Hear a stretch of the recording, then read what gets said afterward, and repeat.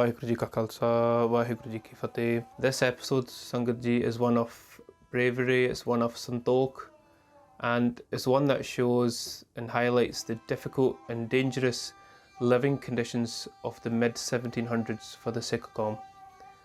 During the night, the Singhs would source for food and provisions, but during the day they would have to go into hibernation. Our Itihasic grants, they state that many Singhs took safety under waterfalls, on riverbanks, hard to reach places such as deep jungles and forests, and as we will cover in today's episode, even housing themselves in dens and caves which would have previously contained predators like lions and tigers.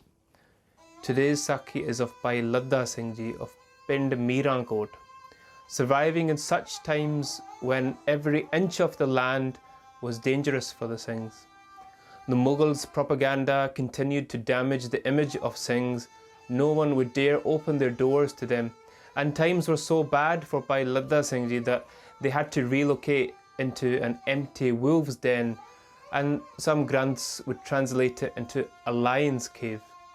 But either way, they spent days digging and making the den wider from the inside. They managed to create enough space to contain a number of Singhs, and not just that, they dug up into the ground so deep that they hit a stream of water from a nearby river, providing a strong supply of water. One night, in a small group, the Gursikhs left the safety of the cave to go looking for food. Some were able to find some grains and vegetables, anything that they could get their hands on. Our Itihas states, "Jise Sikh pe kam hoye choon, use khulave aap reh oon, jo Singh udmi hoye, das panj ral ke daude soe." This is how much santokh the Singhs had back then. Even though they hadn't had a proper meal for days and days, the Singhs would bring back food to the cave and then vand ke shakna. They would say ki tusi shaku. The younger Singhs would say, "We are young, we can handle the pain of hunger. Feed the elders first." And the elder Singhs would say, ki we're old now, it doesn't matter about us. Feed the young Singhs, they need the energy to fight. That was how content and chardigla the Singhs were then. Even though they themselves were starving, they would only eat after feeding another first.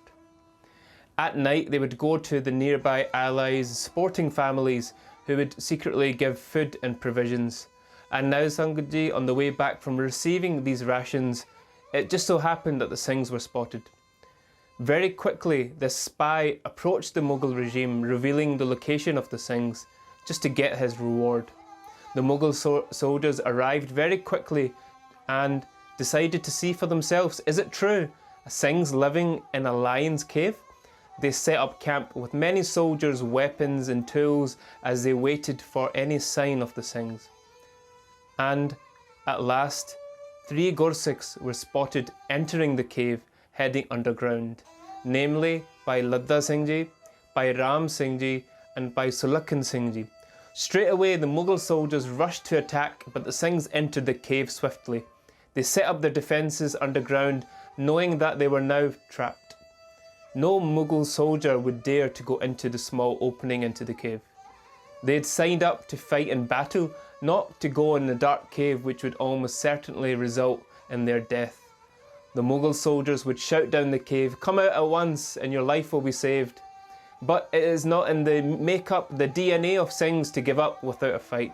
The Singhs had weapons, food, water and provisions to survive for at least a few days.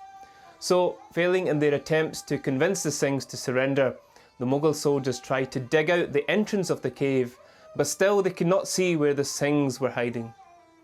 The Mughal Faujdar, the officer in charge, they tried another strategy to deal with the Singhs. He ordered his soldiers to fire their guns into the entrance of the cave. Just imagine the amount of gunpowder, smoke that would enter a small area, and imagine the Singhs suffocating. What they expected was that they would rush out the cave, gasping for air.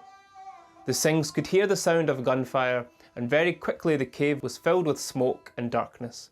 So much smoke that the Singhs were not able to breathe, they started to choke, they were in extreme pain and discomfort. Gasping for air, the Singhs tried to block the smoke from entering further into the cave. They got together whatever clothes they had, they soaked it in water, and they would hang up the damp clothes in the cave, stopping the smoke from further penetrating. After a while, the Mughals realised that their plan hadn't worked. They decided to change tactic again. The Faujdar said, "Go and bring all the village workers, bring all the spades and tools that you can find. Force all the villagers to dig up this den. Only then will we reach the Singhs."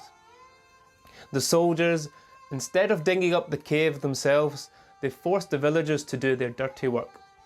But some of the villagers had hatred for the Mughal regime. Others had love, pyar for the Singhs. So this actually worked against the Mughals. They would strike the spades in such a way that it would damage the tools. They would make excuses and say that these tools are no good. They would waste time going to get the tools fixed, and before you knew it, it was nightfall. Visibility was low, and even the Mughal soldiers wanted to return to their campsite as darkness descended upon them. Before leaving for the night, they decided to have one final attempt to get the Singhs out. "Bring the wooden logs," the Faujdar said to the villagers.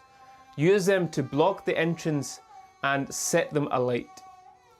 And the soldiers done what was commanded of them. There was a sudden raging fire that burned right through the clothes that the Singhs had put up for protection. The three Singhs inside were now suffering extreme suffocation. The end was near. But still, they never gave up. Looking for ways to stop the fire, Bhai Ladha Singh Ji and the Singhs quickly got dirt together from the cave. They mixed it with the water, and with this wet dirt, they quickly spread it around the cave and extinguished the fire as much as they could. But this would have little lasting impact. It was now pitch black, except from the burning fire. The villagers had enough too. They were fed up with the Mughal soldiers and decided to intervene. They started to warn the Mughals. The villagers would say, "Okay, we've seen with our own eyes that the Singhs, they stay hidden during the day, but in the night all the Singhs come out and they start hunting. Armies of Singhs come out. Do you have reinforcements? Do you have more weapons? All this commotion, the sounds of gunfire, the Singhs will definitely be on their way." The villagers would say this, trying to scare the Mughals. "We're not ready for battle. We've been working all day. Let's just leave. The Singhs would suffocate to death anyway. Why should we risk our lives?" the Mughal soldiers were now thinking. So packing away their things, the Mughals quickly left, and Sangat Ji, such was the love for the villagers that they had for the Singhs. As soon as the Mughals left, they worked together to extinguish the fire. They quickly removed the burning logs that were covering the cave entrance, and they said, "Ki Khalsa Ji, they have left. You can come out now." And as the Singhs left the cave, the villagers provided new clothes, food, water, and even attended to the Singhs' wounds. Our writers of Itihas state that this Sakhi is one that they had heard directly from these Singhs involved. "Aso dukh sahe tau shade so daiye na hai khatre tarkhan kalal jat mile patshahi ta hai." Kaviji states that this is just one of countless stories where the Singhs had to endure the worst of the worst torture. But why did they do this? Why did the Singhs survive in the worst of conditions? Why did they bear this torture?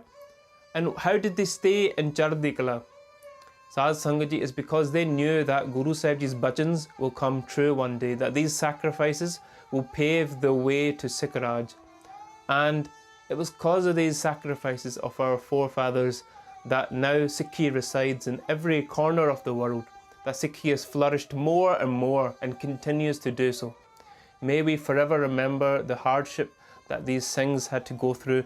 Please forgive me for my mistakes. Lekha katahana shuti hai khin kin poolan har baksan har baksle nanak par utaru. Vaheguru Ji ka Khalsa, Vaheguru Ji ki Fateh.